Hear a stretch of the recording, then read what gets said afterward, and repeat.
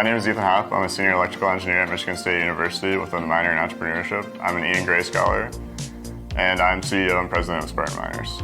My name is Atticus Crimmins. I'm a mechanical engineering senior at Michigan State University, and I'm lead engineer for Spartan Miners. Spartan Miners is a computer case manufacturing company with the idea of bringing miners and gamers together. We seek to bridge the gap between people who are interested in Bitcoin mining and also want to use that as their personal desktop for more than just Bitcoin mining. I couldn't find any cases on the market that could support multiple graphics cards and power supplies that I needed to expand my operation.